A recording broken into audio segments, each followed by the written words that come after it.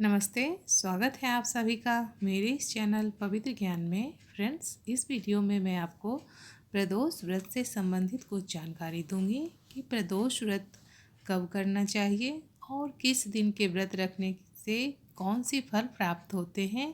साथ ही मैं आपको बताऊंगी कि प्रदोष व्रत कितनी मात्राएं में रखनी चाहिए और कब इसका उद्यापन करना चाहिए। तो फ्रेंड्स, बने रहिए आप मेरे साथ पवित्र ज्ञान के साथ। दोस्तों, प्रदोष व्रत की जो महिमा है और जो इसका करने की जो विधि है वह भी मैं आपको बताऊंगी। फ्रेंड्स, प्रदोष व्रत भगवान शिव को अर्पित है। भगवान शिव की उपासना के लिए यह प्रदोष व्रत रखा जाता है। हर माह शुक्ल पक्ष और कृष्ण पक्ष की त्रयोदशी को ही प्रदोष व्रत कहा जाता है। ऐसी मान्यता है कि इस दिन भगवान शंकर और माता पार्वती की पूजा करने से सभी प्रकार की मनोकामनाएं पूर्ण होती हैं और सभी तरह के पापों से मुक्ति मिलती है। इस व्रत के रखने से आर्थिक संकटों का निवारण होता है तथा जो अविवाहित लोग हैं उनके द्वारा इस व्रत के करने से अवश्य ही उनको मनचाहा जीवन साथी की प्राप्ति होती है। इस व्रत की पूजा विधि भी मैं आपको बताऊंगी। इस व्रत की पूजा विधि इस प्रकार है। सुबह आप उठें, सभी दैनिक क्रियाओं से निवृत्त हो जाएं। दैनिक क्रिया से निवृत्त होने के बाद आसनी पर बैठकर व्रत का संकल्प करें और पूरे दिन ओम नमः शिवाय ओम नमः शिवाय व्रत का जाप करें। तत्पश्चात फ्रेंड्स, पूरे दिन आप मौन रहने की कोशिश करें, किसी की बुराई ना करें। कोशिश करें कि कम से कम बात किया जाए। जितना हो सके किसी से बात करने से बचें, क्रोध से बचें, ईर्ष्या से बचें। क्रोध का त्याग करें, ईर्ष्या का त्याग करें। इस व्रत की पूजा प्रदोष काल में ही की जाती है।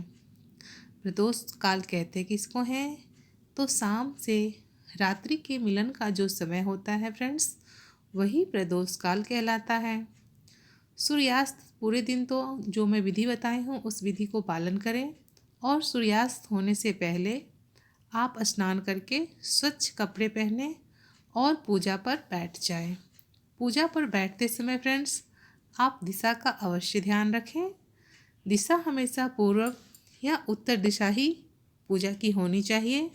साथ ही जो ये त्रयोदशी व्रत है, प्रदोष व्रत है, इस व्रत में हमेशा कुशाग्र के आसन पे ही बैठना चाहिए। पूजा करने के स्थान पर गंगा जल से छिड़क कर उसको पवित्र कर ले और पंच रंगोली बनाकर मंडप तैयार कर लें। चाहें तो आप मंदिर जाकर भी इस पूजा को कर सकते हैं। तत्पश्चात शिव जी को पंचामृत से अभिषेक करें। पूजा हमेशा जब भी शुरू करें तो सबसे पहले गणपति जी को आवाहन करें और उनके आवाहन के बाद ही आप पूजा शुरू करें। पूजा में सभी प्रकार के जो मौसमी फल हैं, धूप दीप नैवेद्य सभी शिव जी को अर्पित करें और फूल माला जो भी शिव जी को अति प्रिय हैं, जो भी पुष्प प्रिय हैं, भांग धतूरा सब शिव जी को चढ़ाएं। मौसमी फल भी चढ़ाएं और अखंड चावल के खीर भगवान शिव को जरूर अर्पित करें। जो भी लोग अविवाहित हैं, मनचाहा जीवन साथी की प्राप्ति के लिए प्रदोष व्रत रख रहे हैं, उनको खास करके प्रदोष व्रत में चावल की खीर, अखंड चावल की खीर अवश्य बनाएं और भगवान शिव को अर्पित करें। दोस्तों, प्रदोष व्रत स्त्री और पुरुष दोनों रख सकते हैं। इसमें कोई वो नहीं है कि सिर्फ स्त्रियां ही रखेंगे, पुरुष नहीं रख सकते हैं। सभी इस व्रत को रख सकते हैं। यह व्रत साप्ताहिक महत्व रखता है।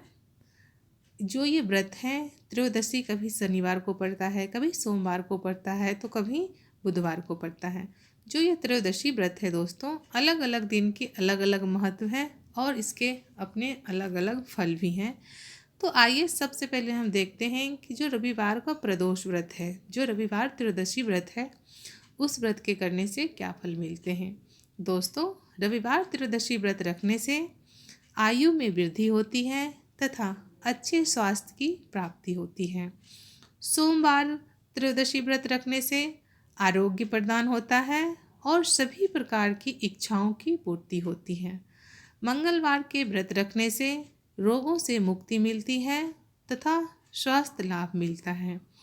बुधवार को सभी प्रकार के कामनाएं पूरी होती है। जो बुधवार त्रयोदशी व्रत प्रदोष व्रत है, उस व्रत को रखने से सभी प्रकार की कामनाओं की पूर्ति होती है।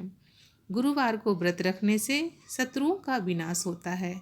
जो आपके प्रति बुरा सोचते हैं, जो आपके प्रति अच्छा नहीं सोचते हैं, उनका नाश होता है, उनकी मनोभावनाओं का नष्ट होता है। शुक्रवार को व्रत रखने से सौभाग्य और दाम्पत्य जीवन में सुख शांति की प्राप्ति होती है। और शनिवार को व्रत रखने से संतान की प्राप्ति होती है और शनिदेव जिनकी साढ़े साती चल रही है, शनिदेव की जो कुदृष्टि है वह हटती है और उनको शनिदेव की कृपा प्राप्त होती है।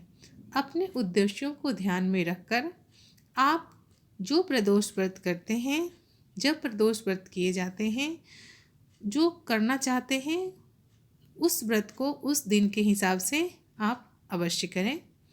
फ्रेंड्स, ये जो पवित्र ज्ञान चैनल है, यह 2020 में होने वाले सभी प्रदोष व्रत की लिस्ट बनाकर इस वीडियो अपलोडेड है इस चैनल पे। तो आप जाएं इस चैनल पे और वहां जाकर के आप देखना चाहते हैं तो देख सकते हैं। अब आइए हम प्रदोष व्रत कथा का श्रवण करते हैं। दोस्तों, कथा हमेशा पूरी सुनना चाहिए, कभी भी कथा अधूरी नहीं सुनना चाहिए। ओम नमः शिवाय। पूर्व काल में एक ब्राह्मणी अपने पति की मृत्यु के पश्चात निराधार होकर भिक्षा मांगने लग गई। वह प्रातः होते ही अपने पुत्र को लेकर बाहर निकल जाती और संध्या होने पर वापस लौट आती। एक समय उसको विदर्भ देश का राजकुमार मिला, जिसके पिता को शत्रुओं ने मारकर उसको राज्य से बाहर निकाल दिया था। इस कारण वह मारा मारा फिरता था। ब्राह्मणी उसे अपने घर ले गई और उसका पालन पोषण करने लगी। एक दिन उन दोनों बालकों ने वन में खेलते खेलते गंधर्व कन्याओं को देखा। ब्राह्मण का बालक तो घर आ गया, परंतु राजकुमार साथ में नहीं आया, क्योंकि वह अंशुमती नाम की गंधर्व कन्या से बातें करने लगा था। दूसरे दिन वह फिर अपने घर से वहां आया, जहां पर अंशुमती के माता पिता अपने पुत्री के साथ बैठे थे। उधर ब्राह्मणी ऋषियों की आज्ञा से प्रदोष व्रत करती थी। कुछ दिन पश्चात अंशुमती के माता पिता राजकुमार से कहा कि तुम विदर्भ देश के राजकुमार धर्मगुप्त हो। हम श्री शंकर जी की आज्ञा से अपनी पुत्री अंशुमती का विवाह तुम्हारे साथ कर देते हैं। फिर राजकुमार का विवाह अंशुमती के साथ संपन्न हो गया। बाद में राजकुमार ने गंधर्व की सेना की सहायता से विदर्भ देश पर अधिकार कर लिया और ब्राह्मण के पुत्र को अपना मंत्री बना लिया। यथार्थ में यह सब ब्राह्मणी के प्रदोष व्रत करने का फल था। बस उसी समय से यह प्रदोष व्रत संसार में प्रतिष्ठित हुआ। दोस्तों, ये थे प्रदोष व्रत कथा, जो कि अब समाप्त हुआ। बोलिए ओम नमः शिवाय।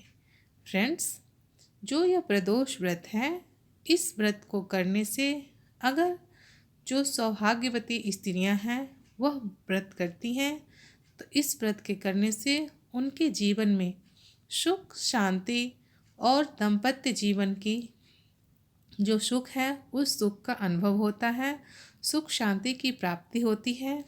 किसी को भी अगर जीवन साथी से किसी भी तरह की अनबन चल रही है, चाहे महिला हो या पुरुष हो, तो शुक्रवार का जो प्रदोष व्रत आता है उस व्रत को करने से यह उलझन सुलझ जाती है, गृह कलेश दूर हो जाता है और घर में सुख शांति का संचार होता है।